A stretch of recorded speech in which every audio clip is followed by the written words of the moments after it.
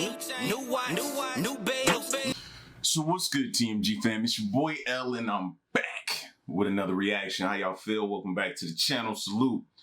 So listen, man, we all watch the news, right? And sometimes you watch the news and the stories be so bad and so gruesome and so horrible that you just be like, man, I don't even want to leave the house sometimes. You feel me? Like, you just watch certain things and you look at it and you be like, you start asking yourself questions like, how could a person ever commit such a heinous act or crime? You know what I'm saying? How could they even, what in their brain would make them even, what processes in their brain would make them even do something like that? Like I said, man, it make you not even want to leave the house. The next video we get into are 5 missing people who eventually turned up alive. Let's check it out.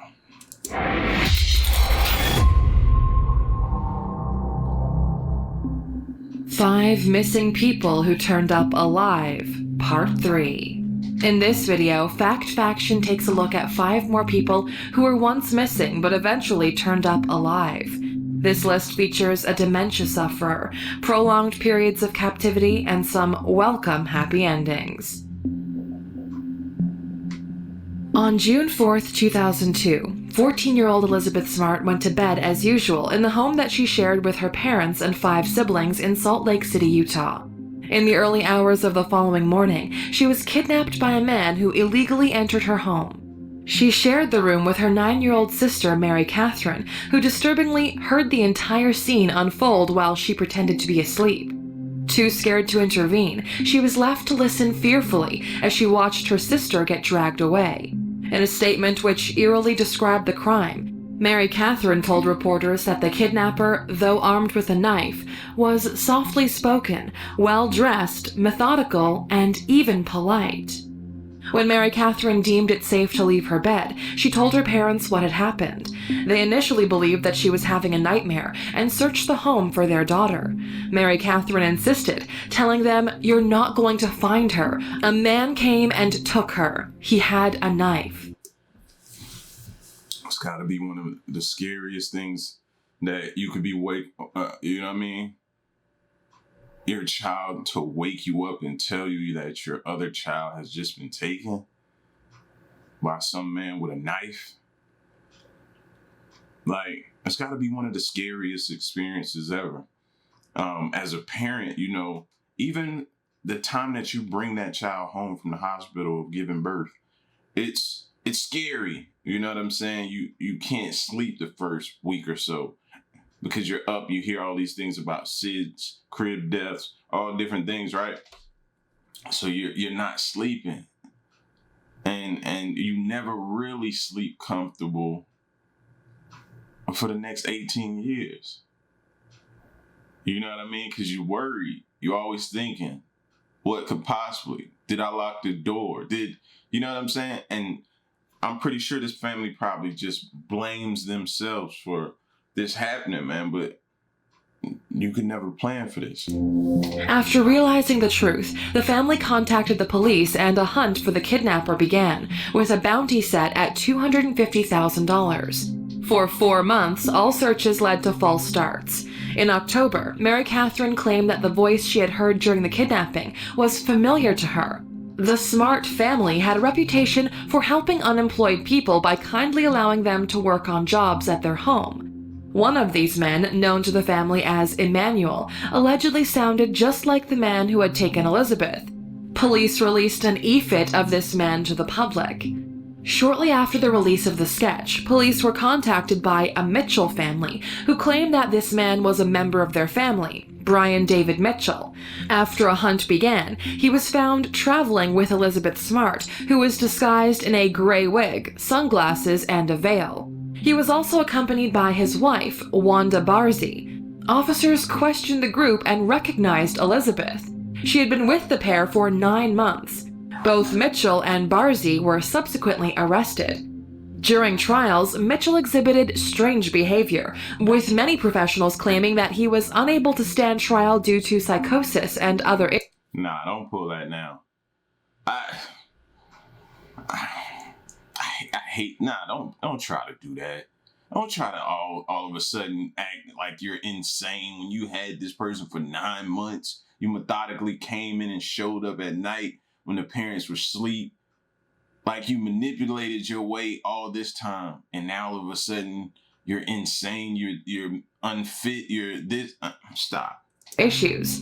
During one hearing, he screamed at a judge, compelling him to, quote, "forsake those robes and kneel in the dust." Many of his claims and behaviors were related to his Christian religious fanaticism, which he would often preach about on the street throughout his life.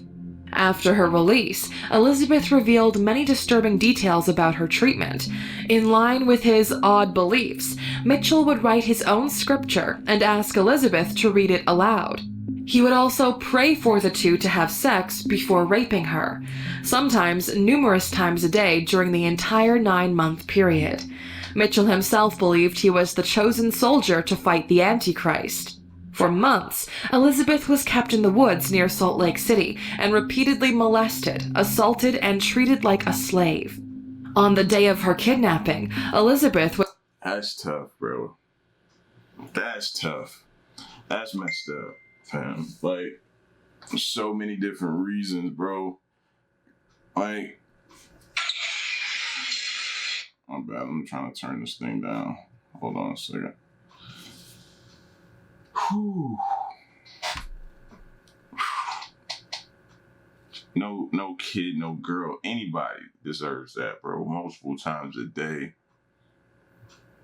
I feel so sorry for her. That's rough, man.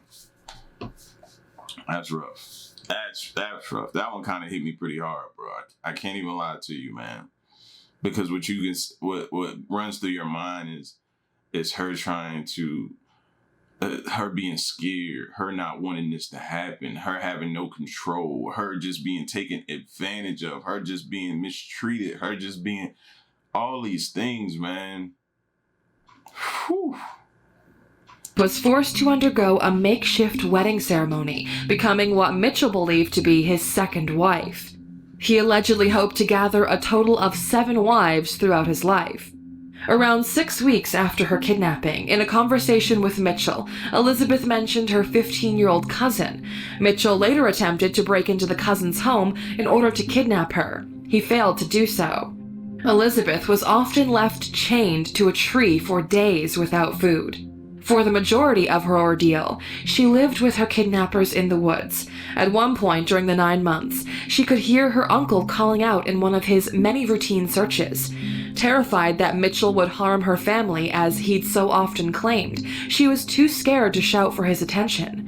She would habitually avoid shouting for help, terrified of the consequences for her family. On the rare occasions they would go elsewhere, Elizabeth was made to wear a headscarf. During one of these outings in a city library, an officer who suspected that the scarfed girl was Elizabeth approached Mitchell. Mitchell managed to convince the officer that she was, in fact, his daughter. In November 2009, Wanda Barzee was sentenced to 15 years for her role in the kidnapping. Brian David Mitchell was handed a sentence of life without parole. And she should have gotten it too. I'm sorry. I don't have no sympathy for neither one of y'all. 15 years. For what? No. He gets life. She gets life. Like, and I feel like that's letting you off too. It should be worse than that. Chain some little girl to a tree.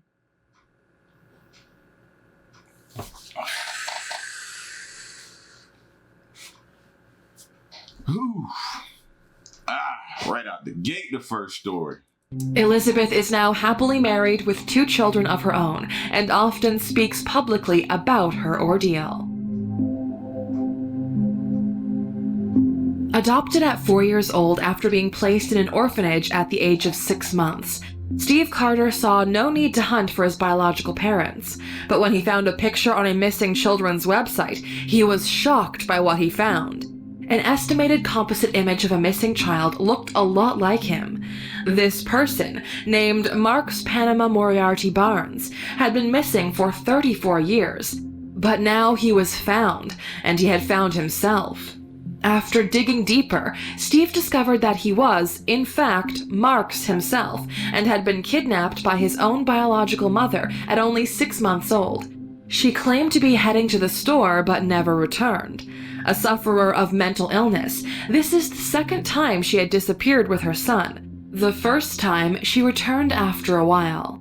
On the second occasion, after 3 weeks, Steve's biological father filed a missing persons report to no avail. He also searched the island of Hawaii where the three lived, but could not find his missing son.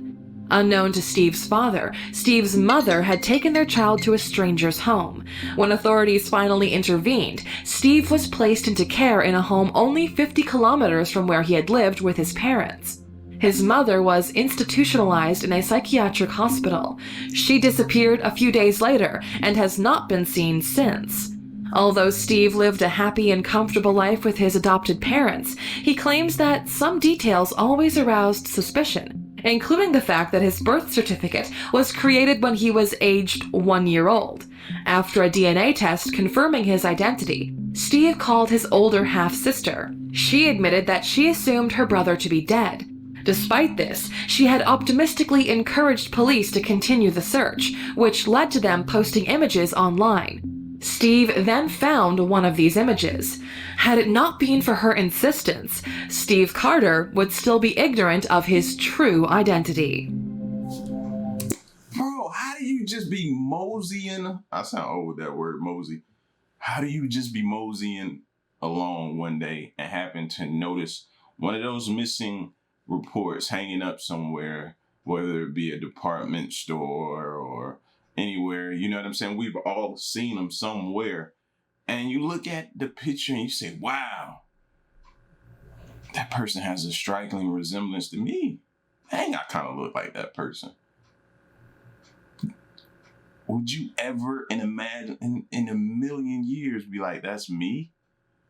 And then come to find out, you've been missing your entire life. The parent that you thought was a deadbeat has been searching for you your entire life. Wow. Hold on a second, y'all, because I thought I turned this phone down.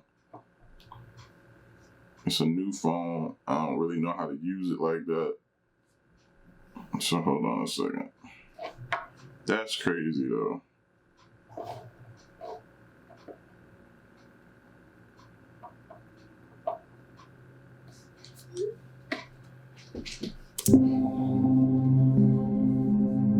On June 10th, 1991, 11-year-old J.C. Dugard was kidnapped while walking home from school. Snatched from just outside her home in South Lake Tahoe, California, she spent 18 years in captivity, renamed Alyssa, and held in a backyard shack at the rear of her captor's home. Her captors were Philip Garrido, a convicted rapist, and his wife, Nancy. They had transported her almost 200 kilometers to their home in San Francisco. In her almost 2 decades of captivity, JC was repeatedly raped and tortured. Immediately after kidnapping her, Garrido... I feel like them going to jail or them getting a death penalty is letting them off easy. I feel like those two things let people like that off way too easy. It should be way more. Forced Dugard to take a shower with him. She was wearing handcuffs, which she continued to wear for her first week with the pair. Garrido later explained to Dugard that demon angels had permitted him to take her and that she was there to help with his sexual problems. He claimed to be a servant of God. He also kept a religious blog and insisted that he was able to control sound with his mind. During methamphetamine binges, Garrido would make JC attempt to listen to the voices he could hear in his head. He would dress JC up and make her cut images out of pornographic magazines. Garrido and his wife, on 2 occasions, gave kittens to JC, which then disappeared without explanation. JC was also not permitted to write or say her name during the majority of her ordeal. Around 3 years into her captivity, JC was freed from her handcuffs, but continued to be kept in a bolted room. She was informed that she may be pregnant. She gave birth to one child at the age of 14 and another at the age of 17. Both were the result of Garrido's repeated rapes. Garrido instructed JC to tell her daughters that they were, in fact, her younger siblings, and all three were to refer to Nancy as their mother. JC kept herself busy during the rest of her captivity by caring for her daughters.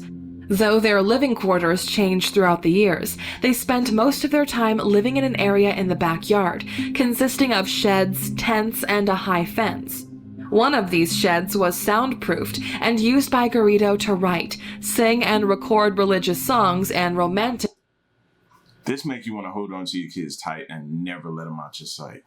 We all know that's not healthy. Kids will resent us for it. But they don't see what we see. They don't hear what we hear or witness the stories of sick individuals like this that are out in the world.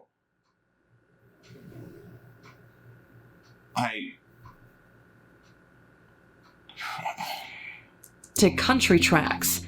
In August 2009, over 18 years after kidnapping JC, Garrido visited an FBI office with a 4-page essay claiming he had unlocked the secrets to helping people who were tempted by sex crimes.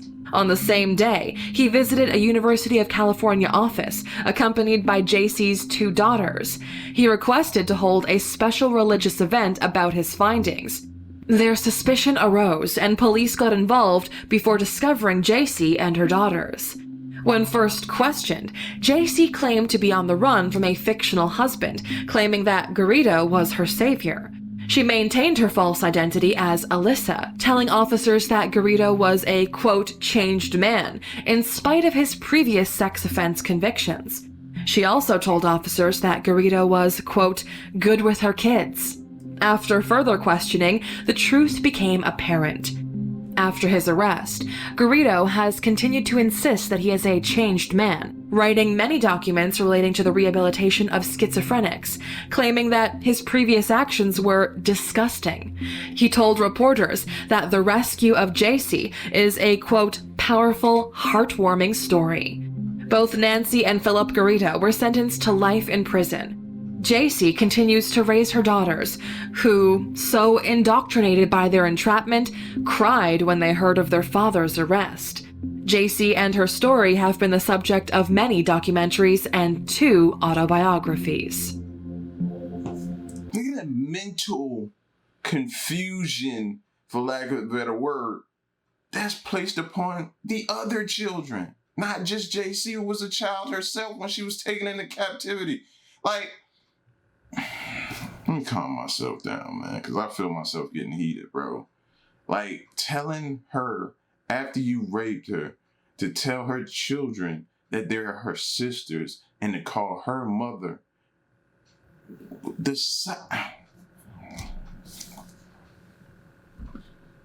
Life in prison, huh? That's all they need, huh? Life in prison, huh? That's all they need. No. When 9-year-old Gregory Jean Jr. visited his Atlanta-based father in 2010, he never returned. His mother declared him missing, but Child Services were unsure of where to look. They did not inform police of the disappearance. The mother, too, refused to notify police, seemingly because she was afraid to do so.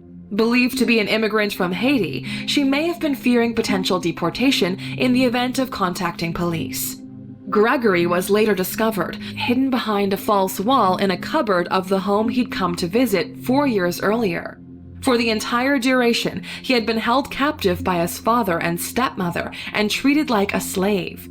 He was forced to clean the house and the yard and was routinely beaten with a stick. Though his initial treatment was not too shocking, the situation progressively became worse. The pair allegedly kept Gregory in order to avoid having to pay child support.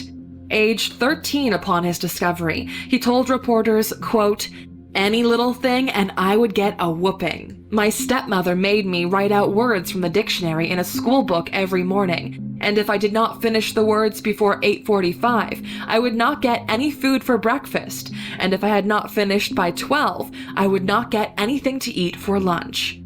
Gregory was forced to sleep in the garage with only a thin blanket while his step-siblings enjoyed a normal and comfortable life inside the family home.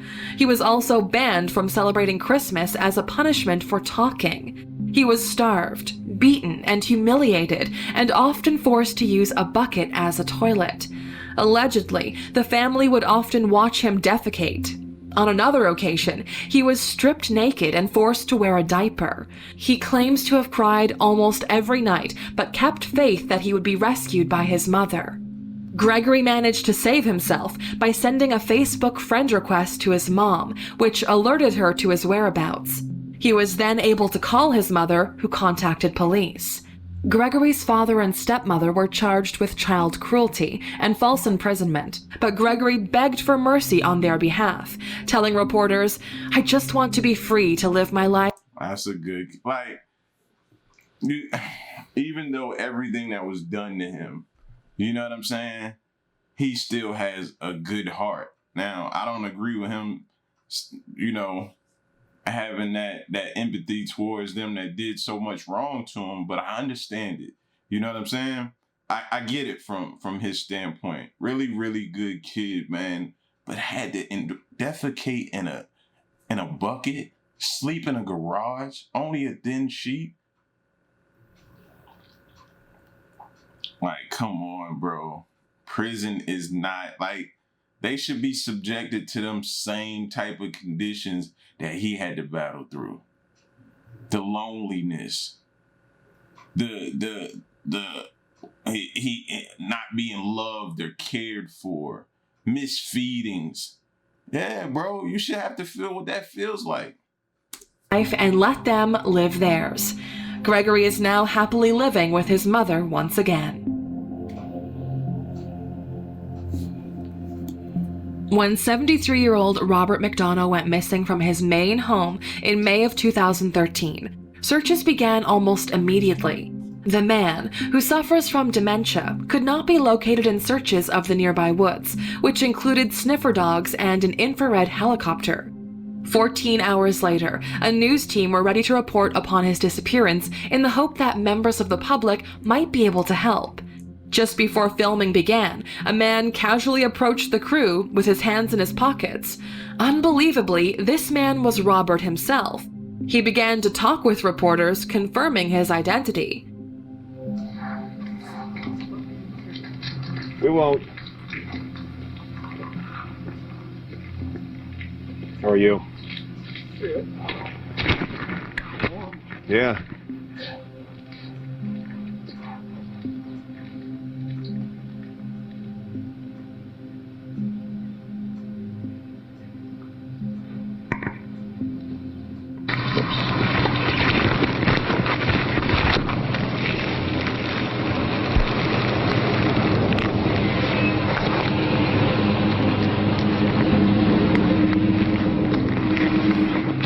In the video, he tells officers that he is not hurt and instead feels safe and well.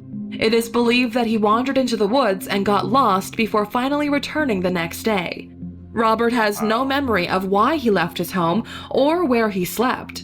A member of his family said they are considering giving him a GPS tracker in order to find him if he ever walks off again. Authorities claim they were confident of finding him eventually, though Robert himself saved them from having to do so. Well, sometimes timing is everything, Aaron and Shannon, and good news and a happy ending right now. The gentleman behind us you're looking at, that is Robert McDonough. We were doing our last live shot at the bottom of the hour, and we saw a gentleman just kind of walk up behind us, and he identified himself as Bob McDonough.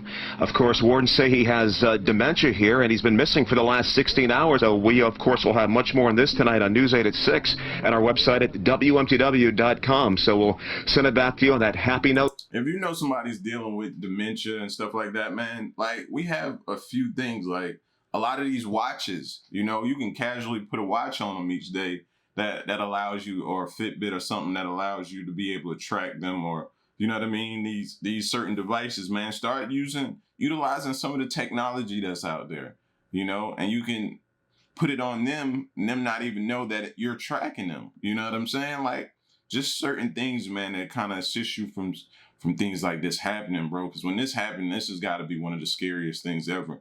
especially for him and the family. You know what I mean? So Out here from Wilmington. Thanks for watching. we made it. Told y'all, man. Hearing about some of these stories, watching some of these things, it'll make you not want to leave the house.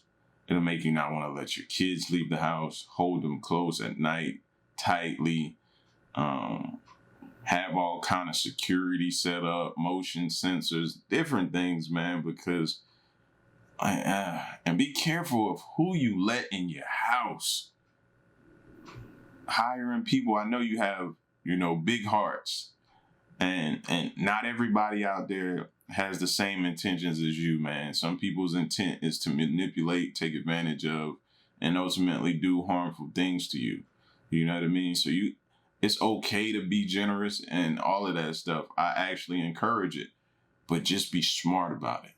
Be careful of what you subject your children to. You know what I'm saying? It's scary out here, man. All people aren't good people. You would like to think so, but everybody's not a good person. And that's sad to say. Y'all give that me in the comment section, though, man. Let me know what y'all think.